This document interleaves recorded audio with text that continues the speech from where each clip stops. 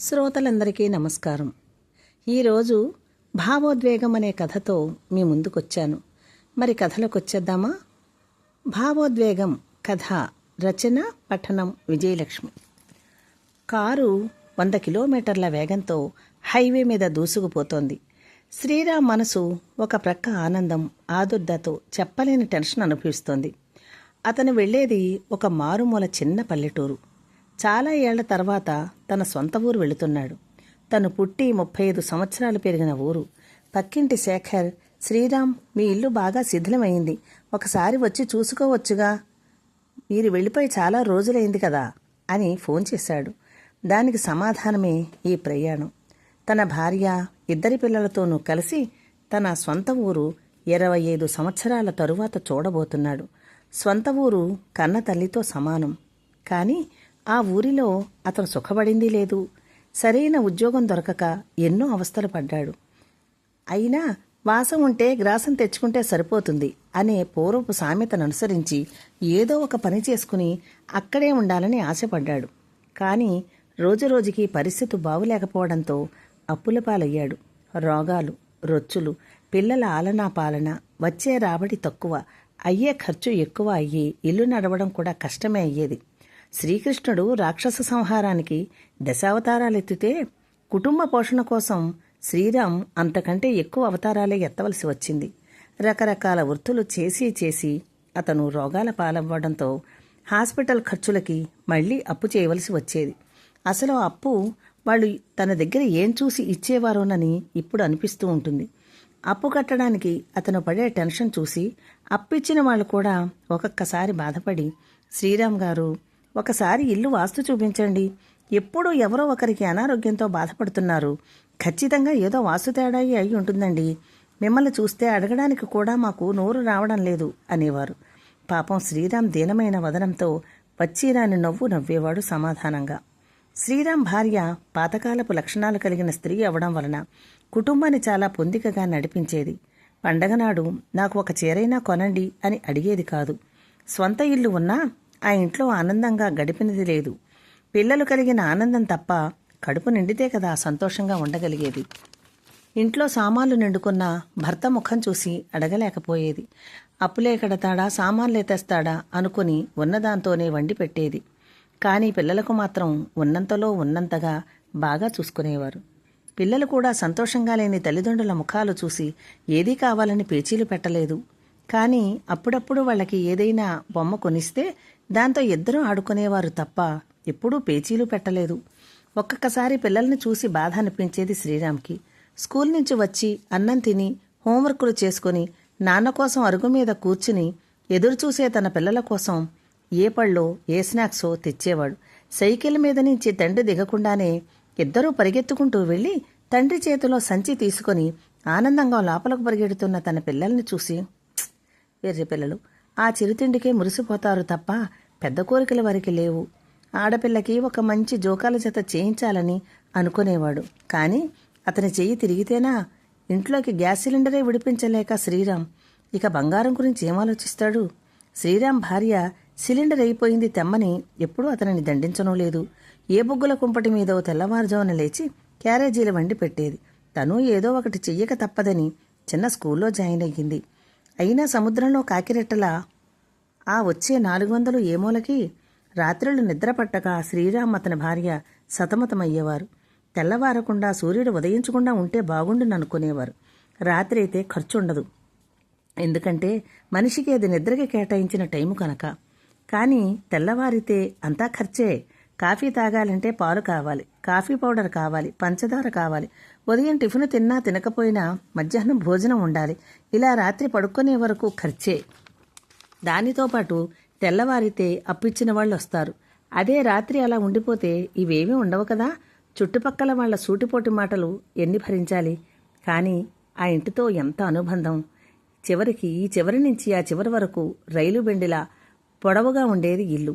ఎవరైనా వీధి గుమ్మం తలుపు కొడితే వంటింట్లోంచి రావాలంటే అవన్నీ దాటుకుని చివరకు రావాలి. అలా రోజులో ఎన్నిసార్లు తిరిగారో లెక్కలేదు. అవసరం లేనప్పుడు కూడా, టెన్షన్లో ఉన్నప్పుడు అనవసరంగా కూడా తిరిగిన సందర్భాలు ఉన్నాయి. కంచంలోకి అన్నం రావాలంటే ఎన్నో పాట్లు పడవలసి వచ్చేది. శ్రీరామ్ భార్య శాంతి నిజంగా శాంతమూర్తి. ఇబ్బందులను అవలీలగా ఎదుర్కొనేది. కడుపు నిండా తిండి, కట్టుకోవడానికి బట్ట, ఇతర అవసరాలకు సరిపడా డబ్బు, అంతే ఆమె కోరుకునేది అదే. భగవంతుణ్ణి అంతకంటే ఆమె ఏనాడు ఎక్కువ కోరలేదు. కానీ అంత వెంటనే వరాలిస్తే దేవుడెలా అవుతాడు? ఆయన ఉపేక్షించి చూసేవాడు. శ్రీరామ్ శాంతిల సహనానికి పరీక్షలు పెట్టేవాడు. రాను రాను ఇబ్బందులు అధికమవ్వడంతో ఊరు వదిలి వెళ్ళిపోవాలని నిర్ణయించుకున్నారు. ఏదైనా టౌన్ వెళ్ళిపోతే ఏ కంపెనీలోనో చేరితే బతకగలమనే ఆశ పుట్టింది శ్రీరామ్కి. అంతలోనే నిరాశ.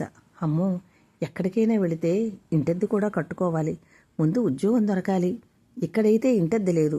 ఏదో పెరట్లో 2 కూరగాయ మొక్కలు పెట్టుకున్నారు. పాలు తక్కువ ఖరీదు. పిల్లల్ని గవర్నమెంట్ బడికి పంపచ్చు. మరి అక్కడ అలా కుదరదు. ఏ కుంపట్లోనో ఏ పొయ్యి మీదో వండుకోవడానికి అవ్వదు.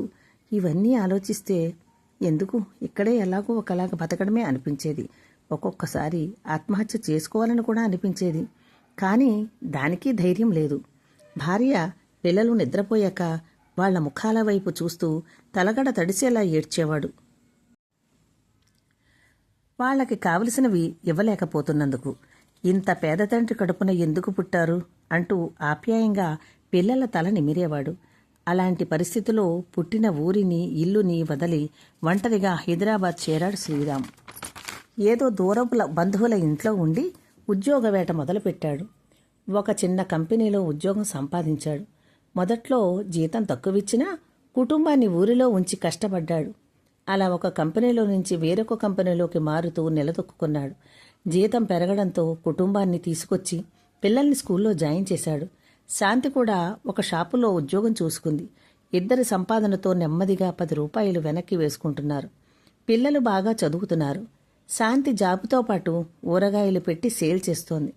కష్టే ఫలే అన్నట్లుగా అట్టడుగు స్థాయి నుంచి మధ్యతరగతి కుటుంబం అవ్వడానికి సుమారు 7-8 పట్టింది. టైం కలిసి వచ్చినప్పుడు మట్టి పట్టుకున్న బంగారమైనట్లు మంచి స్థాయికి వచ్చారు. పిల్లలు ఉద్యోగాల్లో ఉన్నత స్థానంలో ఉన్నారు. మంచి ఇల్లు, కారు అన్నీ అమరాయి. శ్రీరామ్ ఊరు దగ్గరకు రావడంతో ఒక్కసారి ఊహల్లోంచి బయటకు వచ్చాడు.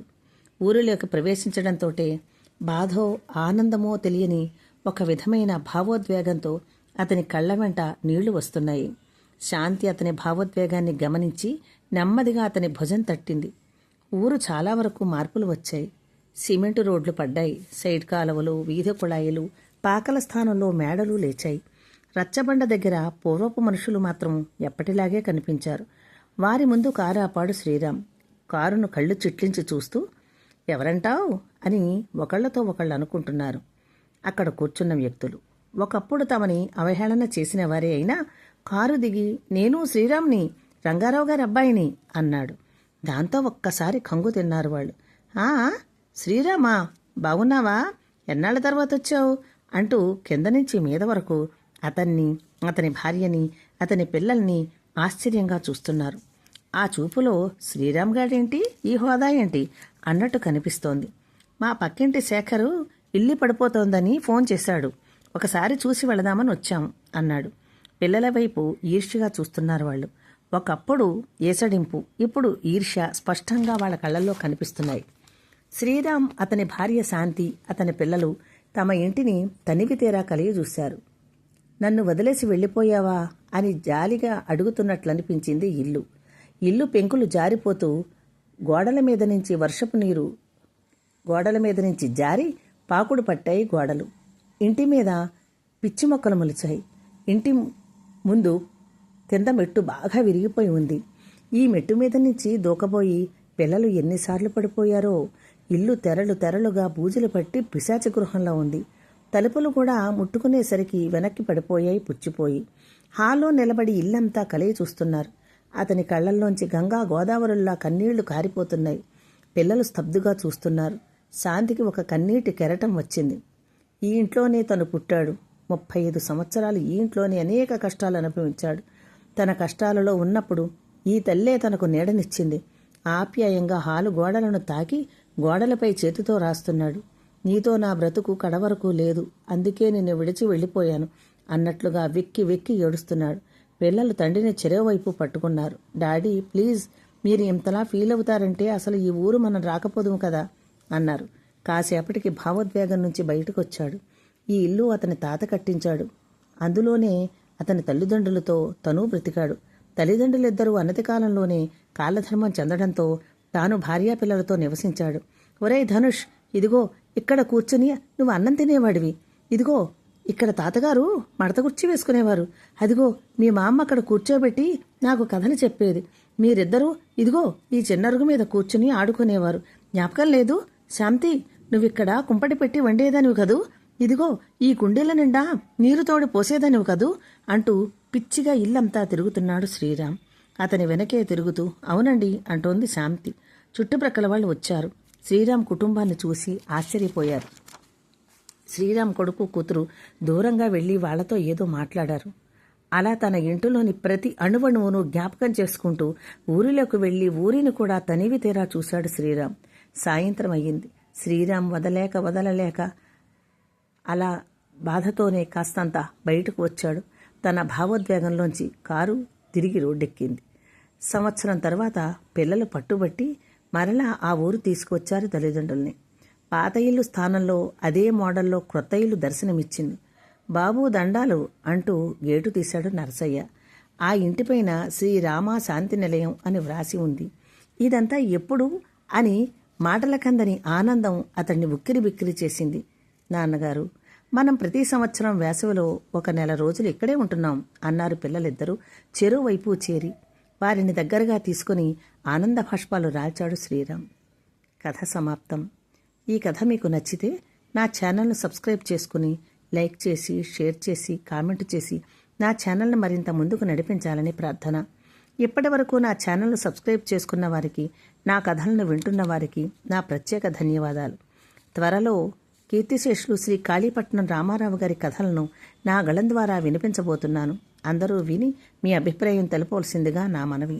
ఇట్లు మీ విజయలక్ష్మి.